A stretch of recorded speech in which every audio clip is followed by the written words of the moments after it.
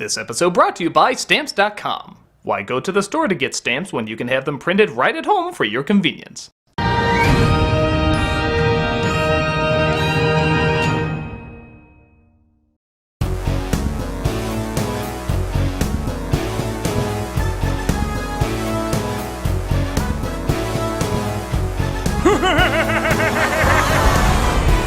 There's a Hollywood flick and a wacky critic. What you gonna watch? There's another remake, another mistake. What you gonna watch?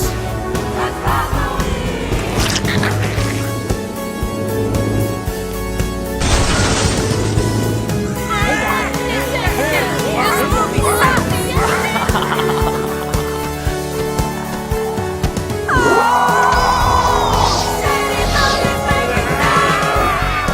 You are sending me a party song! What's gonna watch? What's gonna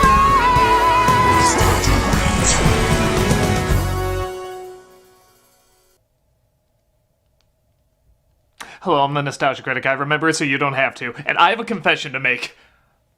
I have never seen The Witches. Wait, that's not that bad. I know I've talked about it time and time again on this show, but I've never actually seen it all the way through. Really don't give a shit. But with the remake coming out this year, I insist that you torture me any way you see fit! Well, that we can do.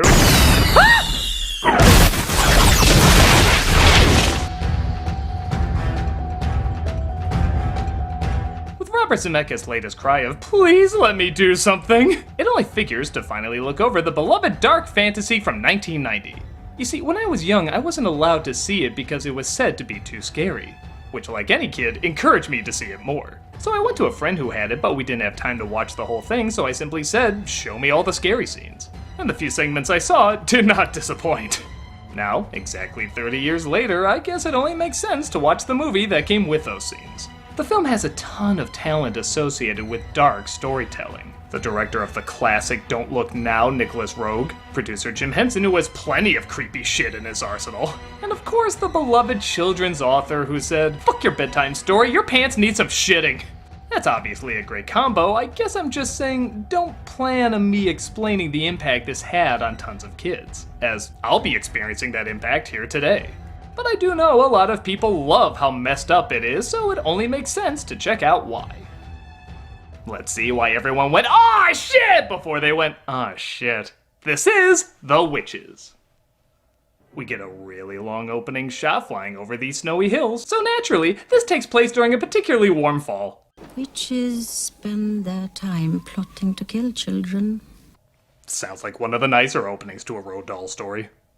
This is Luke, played by Jason Fisher, who listens to stories from his grandmother because if his parents aren't dead yet, they soon will be. I travel the world in search for the Grand High Witch. And I'm instantly not gonna miss them because this grandma is awesome!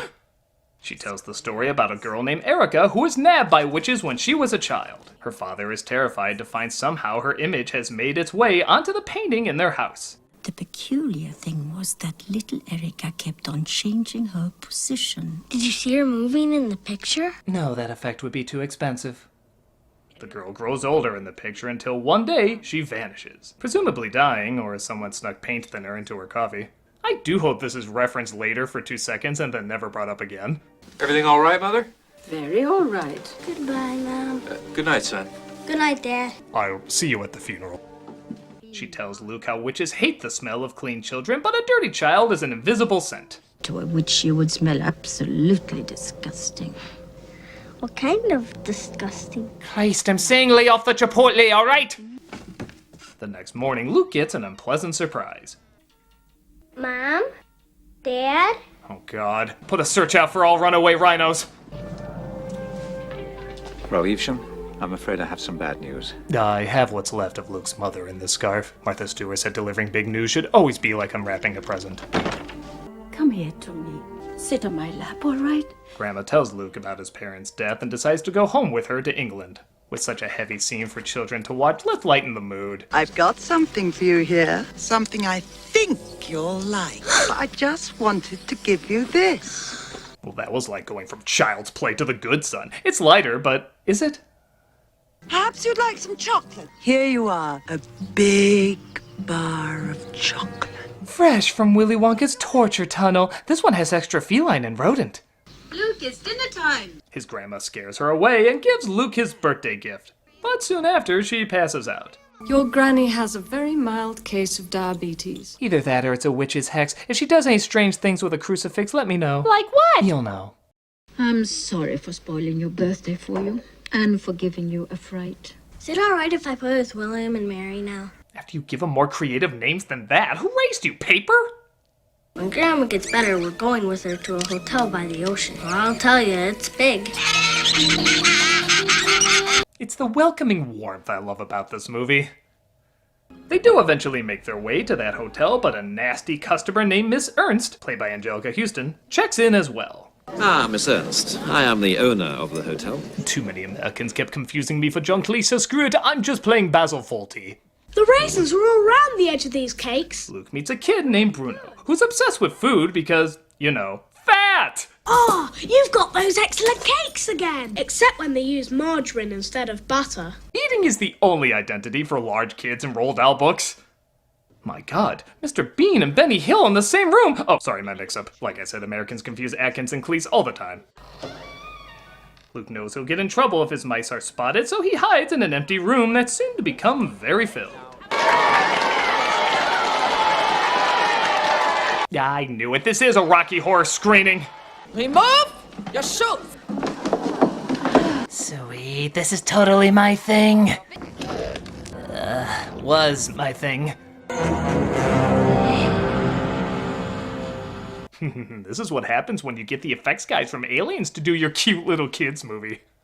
No joke, these effects are as spectacular now as they were when they first premiered. Well, okay, that's a little obvious. Sure, that could be blended a little better. Okay, a lot of it could be blended better. It's a little disturbing. Her chin looks like Mr. Burns' ballsack, and I'm sorry, I'm just thinking of all the kids traumatized because their parents thought this was the same kind of PG as Inside Out, and by God, I gotta give a standing ovation to this. My orders are, every child shall be rubbed out.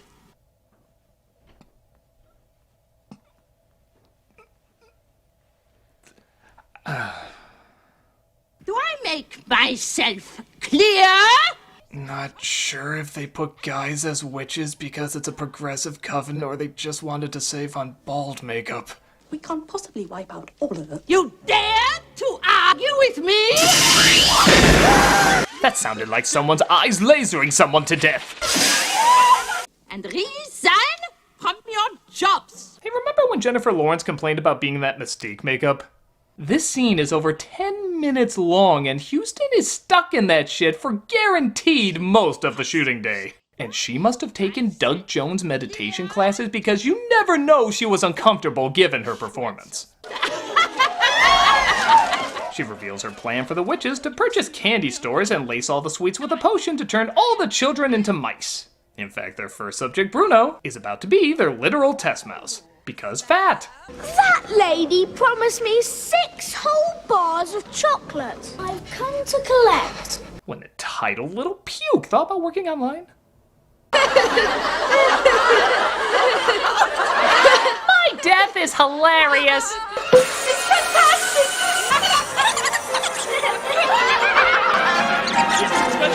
Jesus, it's like Fievel the Mouse after a meth highball. I don't care if this came out in '90. This is an honorary '80s shit your pants film. He's transformed into a mouse, and Luke is discovered shortly after.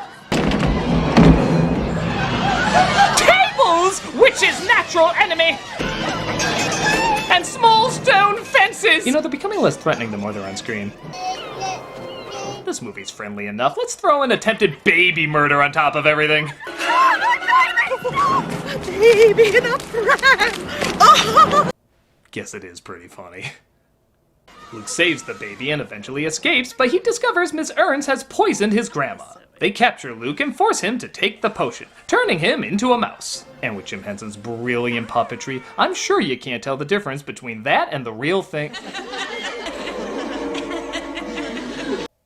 Still looks better than CG. Luke escapes from the witches and meets up with Bruno, who even when he's not fat, has the personality of fat. Are you okay? They didn't give me the 6 bars of chocolate they promised. Clearly, my biggest concern. If it's a problem I can't eat, it doesn't exist.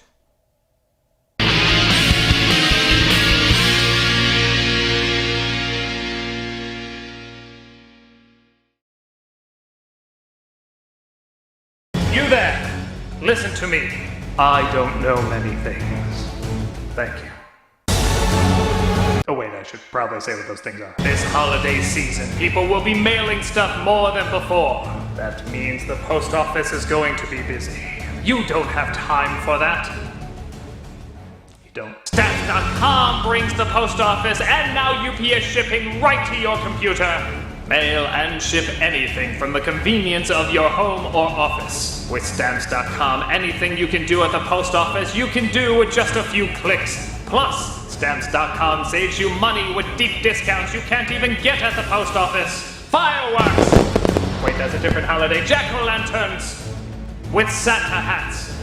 American Santa hats. Stamps.com brings the U.S. Postal Services and UPS services right to your computer. Stamps.com is a must-have for any business, whether you're a small office sending out invoices, an online seller fulfilling orders during this record-setting holiday season, or even a giant warehouse sending out thousands of packages a day. Stamps.com can handle it all with ease. It's simple.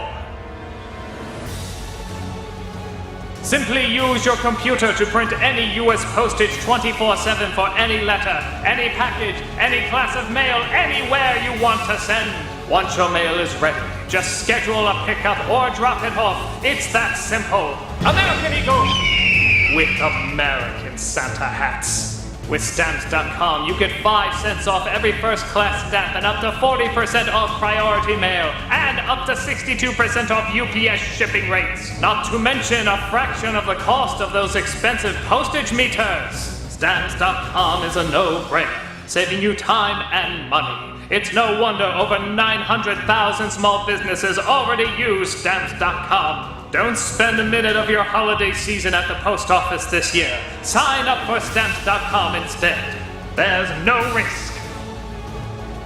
And with my promo code Nostalgia, you get a special offer that includes a 4-week free trial plus free postage and a digital scale. Just go to Stamps.com, click on the microphone at the top of the home page and type in Nostalgia. That's Stamps.com, click on the microphone at the top of the home page and type in Nostalgia. For your special offer today, Stamps. Never go to the post office again. How far are we going with this? Use your special offer today.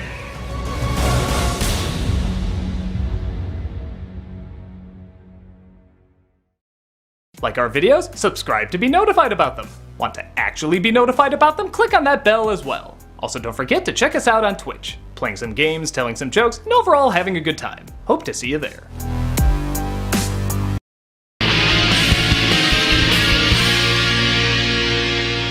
So while the smaller mouse puppets are a little wonky, the close-up ones are really damn good. I'm sure this is because they can have more detail and control, but when it's far away, it does kind of look like unfinished animatronics for Carousel of Progress. There's a great, big, beautiful tomorrow, just a dream away.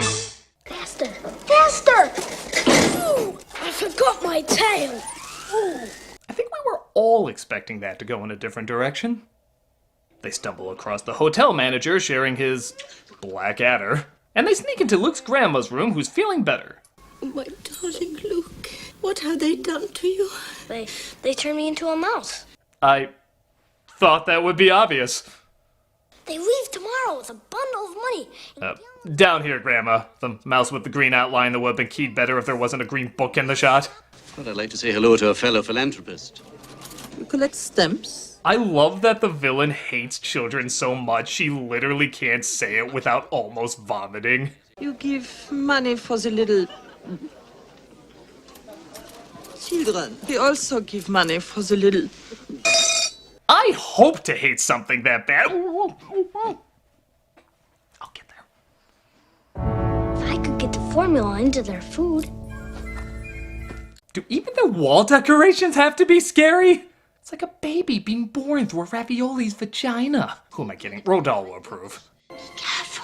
I will. He finds one of the potions, but the witches come in, literally putting on their faces. All right, let them in. If you're like me, you rewound that scene a million times to figure out how they did that effect. If I had to guess, I'd say she just dropped the mask while the other woman passed by, but Jesus, what perfect timing. Both these actresses must have been like, Christ, we should be surgeons, that was such a smooth operation. Luke gets out and tries to sneak past without getting noticed. The question is, would you like to work? Let's play the more realistic take. They decide to sneak the potion into the witch's dinner to turn them all into mice. The grandma finds Bruno's parents and tries, delicately, to tell them what happened. He is here already. Your son has suffered a mishap. He has been drastically altered. His head is next to my lipstick, and unless you want a shorter casket at his funeral, you'll do as I say. Again, Roald Dahl, tell me you couldn't see that in this! The witches turn him into a mouse. You crackers. Hey, that is our word!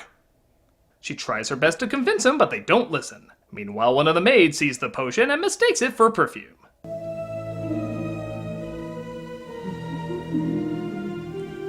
Furries have already written 5 stories about what this does to her. Luke and Bruno get separated in the kitchen and try to avoid getting separated in the kitchen. Now you know the secret ingredient for McDonald's fries. It was never a secret. Chef! Ooh, and we also see how their fish fillet is made. He dumps the potion into the soup. Ratatouille exists, as the hotel owner tries to figure out when he can make the bed with the maid again. I may be a little late. What a coincidence, so am I. She notices mouse fur on her neck. Get ready for that never to come back. While our real mouse is Christ! I gotta get out of here. Oh, he's just ignoring how his tail was clearly severed in that scene. I gotta get out of here. Oh, and did I forget to mention, sweet God, I've never been in more pain! Give me 5 centimeters of morphine stat! Well, I'll be damned. Carson really did have humble beginnings. Oh, if only I could blame this on Mr. Mosley. Who's that then? The witch who made the soup turns into a mouse herself and tries to warn the others. Don't touch the soup, child! Wow, you are mean! All the witches are given the soup and start to transform.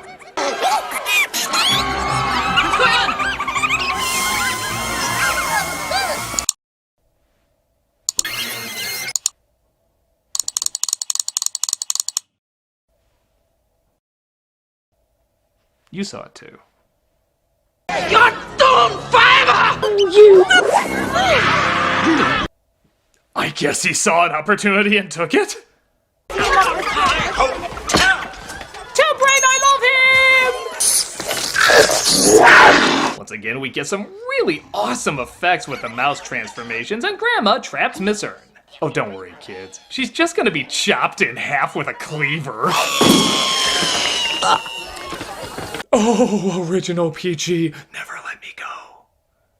Grandma and Luke head back home, but Luke mails himself all the money the witches were gonna use to open the candy shops. It was the Grand High Witches, and it has the name and address of every witch in America. I hope we have time to take on those American witches. No, I smell a movie spin-off. But the witch that was always left out of the group turns Luke back to the way he was to show her appreciation. Don't thank her, young man. Thank the test audience that couldn't handle the original ending. But why do I still have the hot for Gadget from Rescue Rangers? Don't forget Bruno! Kill Bruno? Got it! There's an Orca man about to look like the Terminator for him. And that was The Witches. It's mean, dark, and would scare the shit out of your children, so of course I like it.